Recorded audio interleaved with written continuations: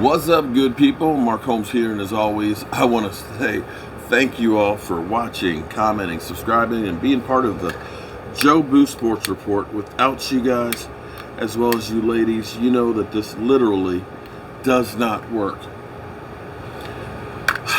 Let me say congratulations to the Cincinnati Bengals and congratulations to the Rams.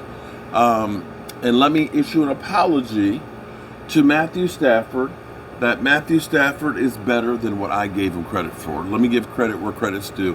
You're still a turnover machine, but you came up clutch in the end. And let me also say, Odell Beckham Jr., props to you. I have been hard as hell, and I never thought that you could end up being the player that you were tonight. I'm issuing apologies to both of you two players. And let me say, also, while I'm issuing all these apologies to the Rams that, went out to try and buy a Super Bowl, and I said that shit never works because you usually have a hard time bringing together personalities and players off the street and think that you can get some cohesion together with it. You guys proved risking everything, and I believe me, you pushed all the chips in because you gave up all of your draft picks. This was, we're betting the house. Excuse me. We're betting the farm on this season. And apparently, so far, you've rolled up aces and you played good enough to win when it counted. So Ramalama Sports, Matthew Stafford, you're ready to roll. Congratulations. Cincinnati, turning that shit around as quickly as you did. Hats off to you guys, because you guys, hey, Joe Burrow had a hell of a season. You are what teams wish that they had the quarterback. You played outstanding. The defense, the team, everything came up when you guys needed it. Congratulations. Now for the lessons that the Cowboys could learn from this. It's hard to win in the NFL. I know we go through, and we had an exercise tonight where we were going, now that Cincinnati has gone to the Super Bowl, we are doing a little exercise in saying what teams have not been to the Super Bowl, what teams have not been to the Super Bowl since the Cowboys last were 26 years ago. And I think it's only 7 teams, and that's really should be an embarrassment. Let me see if I can remember what they were. Everybody from the AFC West, they've been. Because, of course, San Francisco had been with Kaepernick. The Cardinals have. Seattle has. And, of course, now the Rams, of course, are going to the second. You look at the NFC South. Atlanta has. New Orleans has. Carolina has twice. And Tampa, of course, has gone twice.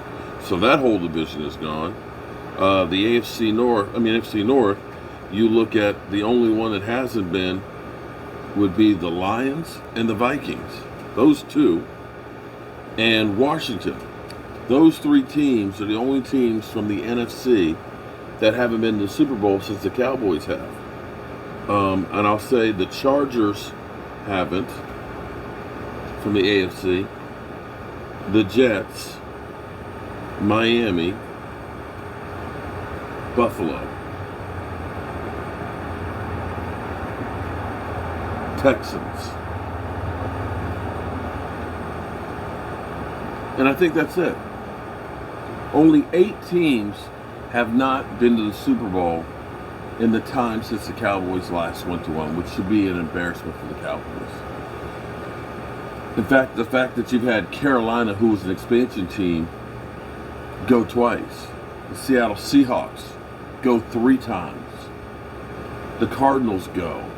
Tampa win 2. The list just goes on with the pain, and I'm sorry to inflict so much pain on you. But looking at all of this, building a team, it's a delicate balance. And I can't argue with the way the Cowboys have built the team in the draft. They are so dead set on the draft, but maybe at some points you have to look at a couple positions and say, we have to put more money on somebody else that's out there versus always the homegrown talent. Because the problem we have with the Cowboys is we hold on to guys for too long and say, we can't function without this guy. And we pay him a big salary. And we don't get the returns on it. And as we sit here right now, we have the discussion. Tyron Smith, $17 million. Yeah, we know he's missed 7 games this year and 14 last year. But, he's great. He's been a stand-up guy. We look at D-Law and we say, D-Law, we make excuses for him and say, he does the dirty work. He's a run stopper. We can't live without D-Law. And D-Law, I love you and all that, but it's about dollars and cents and trying to win that championship. And you say, $27 million. We said the same thing about Tyrone Crawford for 2 years, past the time he should have been gone. He's a team captain. He's a leader. He does the dirty work. He can play the 3 technique, and he can also be an outside rusher. And I think what you got in 2 years was 1 sack for $20 million. You look at Zeke and say, we can't live without Zeke, our bellwether back. You can't do anything with that because it'll cost you the same to let him go, or if you make him a June 1st one, or even worse, $30 million just to say goodbye. We believe in those guys, as Stephen Jones will even say, we believe in our guys. We know what we got here. Well, we know what we got here. What we got here is our asses home sitting on the couch. We got our asses sitting at home on the couch. And you look at the Rams, and I'm not saying this is what the Cowboys should do, but you look at the Rams and you look at where they made the trade for Ramsey, although interceptions do matter. And Diggs would have had 2 of those mother humpers tonight that Ramsey dropped.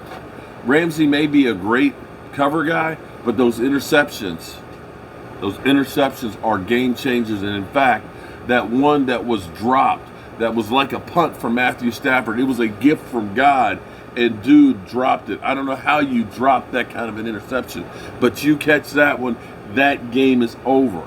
Interceptions matter, and Trayvon Diggs matters a lot more than he's given credit.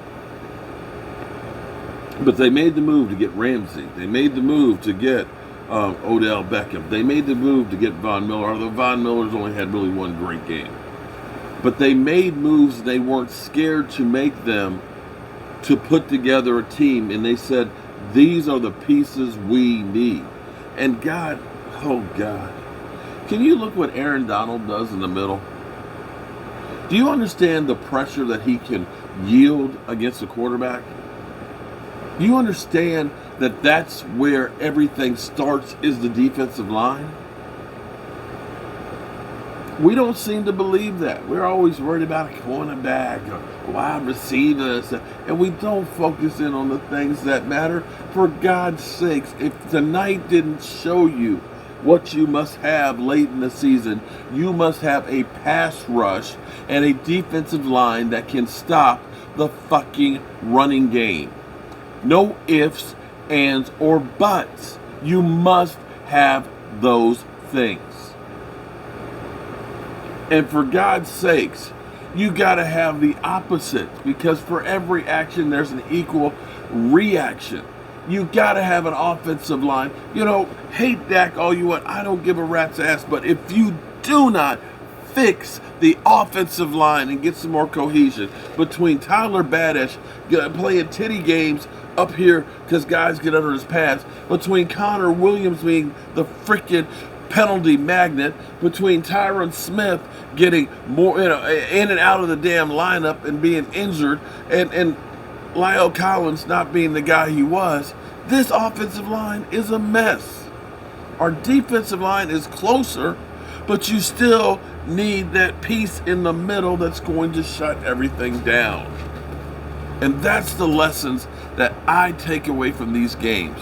These games, from Tom Brady being stopped, to Aaron Rodgers being stopped, to the Cowboys being stopped, have all come from the defensive line pressures. And that, my friends, is what we've got to focus on. Got to. The other thing that we can learn from these games tonight getting the ball to your playmakers matter. Do you hear me, Kellen Moore? Because it looks like you're going to be coming back. Do you hear me, Mike McCarthy?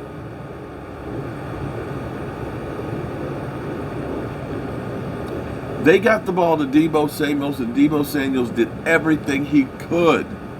Odell Beckham became, and Cooper Kupp, playmakers. They got the ball to those playmakers, and they kept hitting it and hitting it and hitting it until they could stop it, and they couldn't stop it. We decided to get cute and bring in guys that hardly ever play. We're going to fool them because they're going to think we're going to go to the guys that are really good. We're going to go to the guys that aren't really starters. Yeah, that's real bright. So bright, got you a great seat on the couch.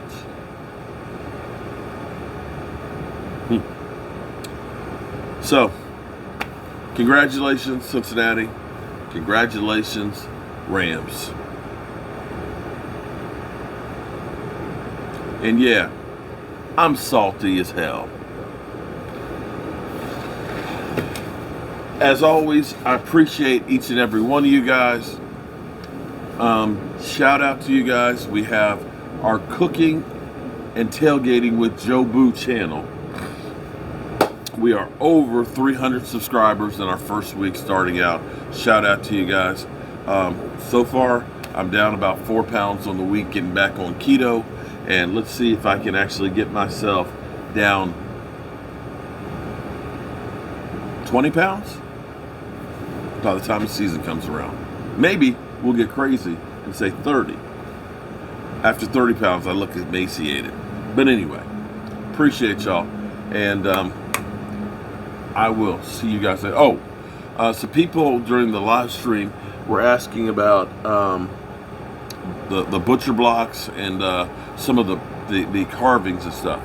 If you have a question, email me at cowboysmark94@gmail and tell me what you're looking for, and I can tell you what we can do and things. Okay? All right. With that being said, God willing, I see you tomorrow. Peace. At least it's not as cold as it was last night. Still cold, but not as cold.